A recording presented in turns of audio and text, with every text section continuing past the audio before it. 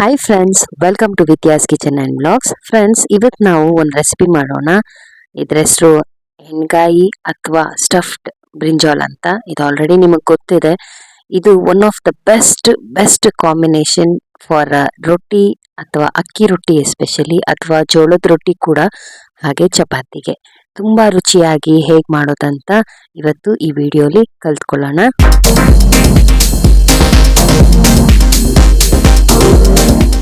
Friends, ನಾನು ಈ ರೆಸಿಪಿಗೆ ಅರ್ಧ ಕೆಜಿ ಬದನೆಕಾಯಿ ತೊಗೊಂಡು ಈ ಥರ ಸ್ಲಿಟ್ಸ್ ಮಾಡ್ಕೊಂಡಿದ್ದೀನಿ.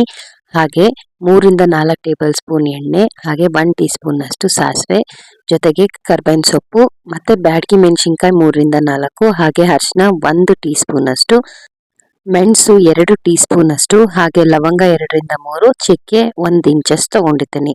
ಆಮೇಲೆ 2 ಈರುಳ್ಳಿ ಮತ್ತು ಟೊಮೆಟೊ 2, ಹಾಗೆ 1 ಟೇಬಲ್ ಸ್ಪೂನಷ್ಟು ಶುಂಠಿ ಬೆಳ್ಳುಳ್ಳಿ ಪೇಸ್ಟ್, 4-5 ಹಸಿಮೆಣಸಿನಕಾಯಿ, ಕೊತ್ತಂಬರಿ ಸೊಪ್ಪು ಸ್ವಲ್ಪ, ಹಾಗೆ ಕಡಲೆ ಬೀಜ 3-4 ಟೇಬಲ್ ಸ್ಪೂನ್, ಮತ್ತು ಎಳ್ಳು 1 ಟೇಬಲ್ ಸ್ಪೂನಷ್ಟು, ಹಾಗೆ ಕಡಲೆ 1 ಟೇಬಲ್ ಸ್ಪೂನಷ್ಟು ತೊಗೊಂಡಿದ್ದೀನಿ. ಜೊತೆಗೆ ಧನಿಯಾ ಪುಡಿ 1-2 ಟೇಬಲ್ ಸ್ಪೂನ್, ರುಚಿಗೆ ತಕ್ಕಷ್ಟು ಉಪ್ಪು, ಹಾಗೆ ಖಾರದ ಪುಡಿ ಮತ್ತು ಡೆಸಿಕೇಟೆಡ್ ಕೊಕೊನಟ್ ಕೊಬ್ಬರಿ ಪೌಡರ್ 3-4 ಟೇಬಲ್ ಸ್ಪೂನ್ ತೊಗೊಂಡಿದ್ದೀನಿ.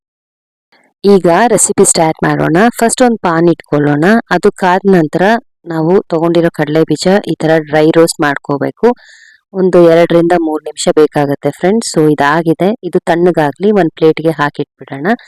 ಈಗ ನಾವು ತೊಗೊಂಡಿರೋ ಎಳ್ಳು, ಅದನ್ನು ಅಷ್ಟೇ ಒಂದು ಗೋಲ್ಡನ್ ಬ್ರೌನ್ ಆಗೋವರೆಗೂ ಅದನ್ನು ರೋಸ್ಟ್ ಮಾಡಿಕೊಂಡ್ರೆ ಸಾಕು. ಸೊ ಇದನ್ನು ಸೈಡ್ಗೆ ತೆಗೆದಿಟ್ಬಿಡೋಣ, ತಣ್ಣಗಾಗಲಿ. ಈಗ ನಾವು ತೊಗೊಂಡಿರೋ ಎಣ್ಣೆಯಲ್ಲಿ 1 ಟೇಬಲ್ ಸ್ಪೂನ್ ಅಷ್ಟು ತೊಗೊಂಡು, ಅದಕ್ಕಾದ ನಂತರ ಚಕ್ಕೆ, ಲವಂಗ, ಮೆಣಸು, ಹಸಿಮೆಣಸಿನ್ಕಾಯಿ, ಈರುಳ್ಳಿ ಇಷ್ಟು ಹಾಕ್ಕೊಂಡು ಫ್ರೈ ಮಾಡ್ಕೊಳ್ಳೋಣ. ಇದಾದಮೇಲೆ ಈರುಳ್ಳಿ ಟ್ರಾನ್ಸ್ಪರೆಂಟ್ ಆದಮೇಲೆ ಬ್ಯಾಡಗಿ ಮೆಣಸಿನ್ಕಾಯಿ ಮತ್ತು ಶುಂಠಿ ಬೆಳ್ಳುಳ್ಳಿ ಪೇಸ್ಟ್, ಹಾಗೆ ಟೊಮ್ಯಾಟೊ ಇಷ್ಟನ್ನು ಹಾಕ್ಕೊಂಡು ಚೆನ್ನಾಗಿ ರೋಸ್ಟ್ ಮಾಡ್ಕೊಳ್ಳೋಣ. ಇದಾದಮೇಲೆ ಸ್ಟವ್ ಆಫ್ ಮಾಡಿ ನಾವು ತೊಗೊಂಡಿರೋ ಅಂಥ ಎಲ್ಲ ಮಸಾಲೆ ಪೌಡರ್ ಅಂದರೆ ಅರಿಶಿನ ಪುಡಿ, ಧನಿಯಾ ಪುಡಿ, ಖಾರದ ಪುಡಿ ಹಾಗೂ ಉಪ್ಪು, ಜೊತೆಗೆ ಕೊತ್ತಂಬರಿ ಸೊಪ್ಪು, ಕಡಲೆ ಬೀಜ ಮತ್ತು ಕೊಬ್ಬರಿ ಪೌಡರ್, ಹಾಗೆ ಎಳ್ಳು ಇಷ್ಟನ್ನು ಹಾಕಿ ಒಂದ್ಸತಿ ಈ ಥರ ನೀಟಾಗಿ ಮಿಕ್ಸ್ ಮಾಡಿಬಿಡೋಣ. ಆ ಬಿಸಿಲೇನೆ ಪೌಡ್ರುಗಳೆಲ್ಲ ಫ್ರೈ ಆಗಬೇಕು. ಈಗ ಇದನ್ನು ಜಾರ್ಗೆ ಹಾಕ್ಕೊಂಡು ಸ್ವಲ್ಪ ನೀರು ಹಾಕ್ಕೊಂಡು ಫೈನ್ ಪೇಸ್ಟಾಗಿ ರುಬ್ಕೊಳ್ಳೋಣ. ಈಗ ಮಸಾಲೆ ರೆಡಿಯಾಗಿದೆ.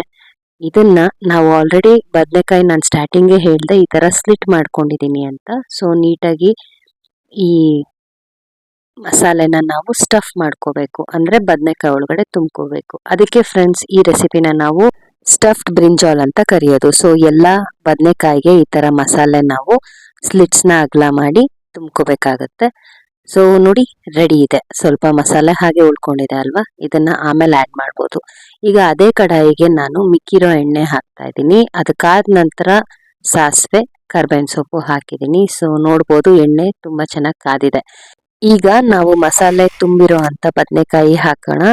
ಸೊ ಇದು ಲೋ ಟು ಮೀಡಿಯಂ ಫ್ಲೇಮಲ್ಲಿ ಇಟ್ಕೊಳ್ಬೇಕು. ಸೊ ಈ ಥರ ನಾವು ಮಿಕ್ಸ್ ಮಾಡ್ತಾನೆ ಇರಬೇಕು. 8-10 ನಿಮಿಷ ಲೋ ಫ್ಲೇಮಲ್ಲಿ ನಾವು ಬದನೆಕಾಯಿನ ಹುರ್ಕೊಳ್ಳೋಣ ಫ್ರೆಂಡ್ಸ್. ತುಂಬ ರುಚಿಯಾಗಿ ಬರುತ್ತೆ. ನೋಡಿ, ಇದು ಕಂಪ್ಲೀಟ್ ಕಲರ್ ಚೇಂಜ್ ಆಗ್ತಾ ಇದೆ ಕೂಡ ನೀವು ನೋಡ್ಬೋದು. ಸೊ ಕಡಿಮೆ ಅಂದರೂ 8-10 ನಿಮಿಷ ಮೀಡಿಯಂ ಟು ಲೋ ಫ್ಲೇಮಲ್ಲಿ ಇದನ್ನು ಹುರ್ಕೊಳ್ಳಿ. ಈಗ ನಾನು ಮಸಾಲೆ ಹಾಕ್ತಾ ಇದ್ದೀನಿ ಫ್ರೆಂಡ್ಸ್. ಇಲ್ಲಿ 2 ಆಪ್ಷನ್ ಇದೆ. ನಾನಿಲ್ಲಿ ಮಸಾಲೆ ಜಾರಲ್ಲಿರೋದೆಲ್ಲ ಬಗ್ಸಿ 2-3 ನಿಮಿಷ ಈ ಥರ ಫ್ರೈ ಮಾಡಿಕೊಂಡು ಅದೇ ಜಾರಲ್ಲಿ ಸ್ವಲ್ಪ ನೀರು ಹಾಕ್ಕೊಂಡು, ನೋಡಿ ಇಲ್ಲಿ ಡೈರೆಕ್ಟಾಗಿ ಹಾಕ್ತಾ ಇದ್ದೀನಿ. ಎಷ್ಟು ಬೇಕೋ ಅಷ್ಟು ನೀರು ನಾವಿಲ್ಲಿ ಆ್ಯಡ್ ಮಾಡ್ಕೋಬಹುದು. ಬಟ್ ಕೆಲವ್ರು ಏನು ಮಾಡ್ತಾರೆ, ನಾವು ಮಸಾಲೆ ಹಾಕಿದ ತಕ್ಷಣ ಅದನ್ನೇ ಒಂದು 8-10 ನಿಮಿಷ ಮತ್ತೆ ಫ್ರೈ ಮಾಡಿಕೊಂಡು ಆಮೇಲೆ ಬೇಕಿದ್ದಷ್ಟು ನೀರು ಹಾಕ್ತಾರೆ. ಸೊ 2 ಮೆಥಡ್ ನೀವು ಮಾಡ್ಬೋದು. ನಾನಿಲ್ಲಿ ಮಸಾಲೆ ಹಾಕಿ 2 ನಿಮಿಷ ಫ್ರೈ ಮಾಡಿಕೊಂಡು ತಕ್ಷಣ ನೀರು ಹಾಕಿದ್ದೀನಿ. ಈಗ ಇದನ್ನು ಕುದಿಯಕ್ಕೆ ಬಿಡಬೇಕು ಫ್ರೆಂಡ್ಸ್. ನೀವು ನೋಡ್ಕೋಬೇಕು ಫ್ಲೇಮು, ಬಿಕಾಸ್ ತಳ ಸಿಹಿಯುತ್ತೆ. ಹಾಗಾಗಿ ನಾವು ಲಿಡ್ ಕ್ಲೋಸ್ ಮಾಡಿದ್ರು ಅಷ್ಟೇ ಒಂದು ಕಡಿಮೆ ಅಂದರೂ 12-15 ನಿಮಿಷ ಕ್ಲೋಸ್ ಮಾಡಿ ಲಿಟ್ಟು ಫ್ಲೇಮ್ ಲೋ ಅಲ್ಲಿಟ್ಟು ಕುದಿಸ್ಕೋಬೇಕಾಗತ್ತೆ. ಮತ್ತು ಆಗಾಗ ತುಂಬ ಮೆತ್ತಗೆ ಮಿಕ್ಸ್ ಮಾಡ್ಕೊಳ್ಳಿ, ಇಲ್ಲಾಂದರೆ ಬದನೆಕಾಯಿ ಕೂಡ ತುಂಬ ಸಾಫ್ಟ್ ಇರೋದ್ರಿಂದ ಕದ್ರೋಗ್ಬಿಡುತ್ತೆ. ಸೊ ಇದಾಗಿದೆ ಫ್ರೆಂಡ್ಸ್.